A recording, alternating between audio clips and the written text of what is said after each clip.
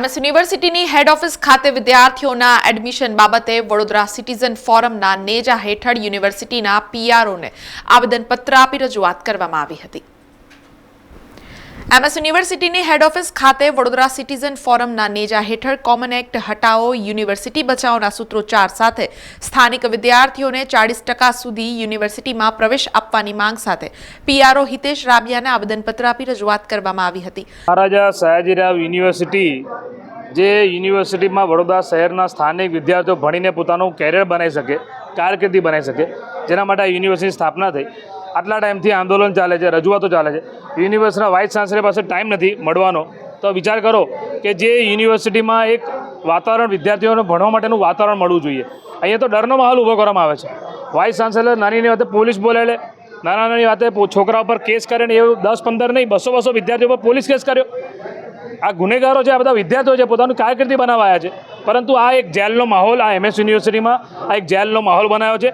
વડોદરા શહેરના વિસ્તારમાં અલગ વિસ્તારમાં પોલીસ માટે બધી બહુ કામગીરી છે, પણ આ પોલીસને ત્યાં નહીં જાય, પણ આ વાઇસ ચાન્સલર વાતે બોલાવે છે, પોલીસ અહીં આવી જશે।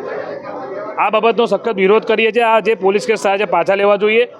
40% સુધીના લોકલ વિદ્યાર્થીઓને પ્રવેશ મળવો જોઈએ, એ અમારી માંગણી છે। અને આજે કોમર્સ ફેકલ્ટી નહીં, એમએસ યુનિવર્સિટી તમામ ફેકલ્ટીમાં, કારણ કે આ યુનિવર્સિટીમાં તમે જુઓ કે જ્યારથી કોમન એક્ટ આવ્યો એટલે એડમિશનના પ્રોબ્લેમ સ્ટાર્ટ થયા અને એના લીધે સ્થાનિક વિદ્યાર્થીઓ પ્રવેશથી વંચિત રહી રહ્યા છે। આજે ગરીબ અને મધ્યમના વિદ્યાર્થીઓ વડોદરા શહેરના ક્યાં જશે? એ બધા અહીંયા રજૂઆત કરવા, એના માટે અહીંયા રજૂઆત કરવા આવ્યા છે અને એના માટે મળવા આવ્યા હતા। વાઇસ ચાન્સલર તો છે નહીં, પરંતુ જે અહીંયા હાજર હતા એમને રજૂઆત કરી છે। જ્યાં પૂર્વ વિદ્યાર્થી નેતા અને વડોદરા શહેર કોંગ્રેસના પ્રમુખ ઋત્વિજ જોશી, સેનેટ સભ્ય નરેન્દ્ર રાવત, કપિલ જોશી, ફોરમના સભ્યો, પૂર્વ વિદ્યાર્થી અગ્રણીઓ, વાલીઓ તથા એડવોકેટ સહિત અન્ય લોકોએ ઉપસ્થિત રહી પીઆરઓને આવેદનપત્ર આપ્યું હતું। આ સાથે 200 વિદ્યાર્થીઓના ટોળા સામે વીસી દ્વારા કરવામાં આવેલા રાયોટિંગના કેસ પાછો ખેંચવામાં આવે તેવી પણ માંગ કરવામાં આવી હતી। કે યુનિવર્સિટીઓ અસમંજમાં પરિસ્થિતિમાં રહી કે સરકાર કંઈક ધારાધોરણ આપશે, કંઈક ગાઈડલાઈન આપશે। આ તો યુનિવર્સિટીએ જાતે એડમિશન આપવાના હતા અને એ યુનિવર્સિટીની પ્રક્રિયામાં અવ્યવસ્થા સર્જાઈ, જેના કારણે પ્રવેશની સમસ્યાઓ ખોરવાઈ છે।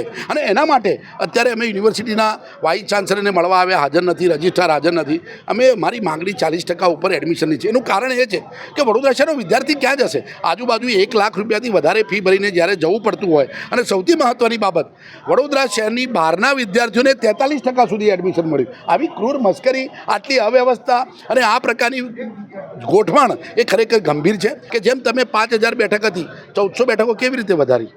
એવું તો કોઈ ધારાધોરણ નથી, કોઈ સરકારની ગાઈડલાઈન નથી। વિદ્યાર્થીઓને ભણવા દો, વડોદરા શહેરના નાગરિકોને ભણવા દો, એની માંગણી સાથે આવ્યા છીએ। વડોદરા શહેરના ધારાસભ્યો અને સંસદ સભ્યો ક્યાં છે? અહીંયા મોરચો લઈને આવ્યા હતા, મોટી વાતો કરતા હતા, કોઈ ચૂપ છે। અત્યારે તો એડમિશન મળ્યા જ નથી। 55% સુધી એડમિશન અટકેલા છે। વિદ્યાર્થીઓ 12 લાખ રૂપિયાની ફીની લાઈન લાગી છે। મારી ધારાસભ્યો, સંસદ સભ્યોને વિનંતી છે કે બહાર આવો। પ્રજા જાણી ગઈ છે કે તમે આજુબાજુની ભારતીય જનતા પાર્ટી નેતાઓની જે કોલેજો છે એમાં લાખ રૂપિયાની ફી મળી રહે, એના માટે તમે વ્યવસ્થા કરી રહ્યા છો।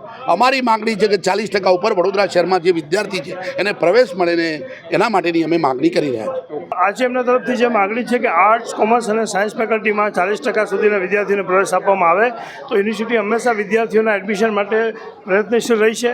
અને હવે પછીનો જે 3rd રાઉન્ડ શરૂ થશે ત્યારે આર્ટ્સ ફેકલ્ટીમાં હજુ પણ વધારે વિદ્યાર્થીઓને એડમિશન આપવા માટે પૂરતો પ્રયત્ન કરવામાં આવશે।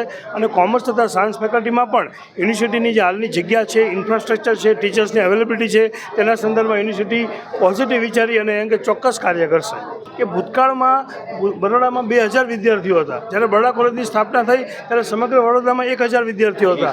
તો આપણી પાસે ઇન્ફ્રાસ્ટ્રક્ચર એ જ છે અને યુનિવર્સિટી હંમેશા ઇન્ફ્રાસ્ટ્રક્ચર, શિક્ષકોની સંખ્યા અને સરકાર દ્વારા મળેલી મંજૂરીના સંદર્ભમાં જ ટ્રાન્સપરન્ટ એડમિશનની ક્રિયા કરતી હોય છે। સમાચારોના સતત અપડેટ માટે TNN ન્યૂઝને YouTube પર સબસ્ક્રાઇબ કરી બેલ આઇકોન પ્રેસ કરો અને અમારી સાથે જોડાયેલા રહો Facebook, Instagram અને Twitter ઉપર।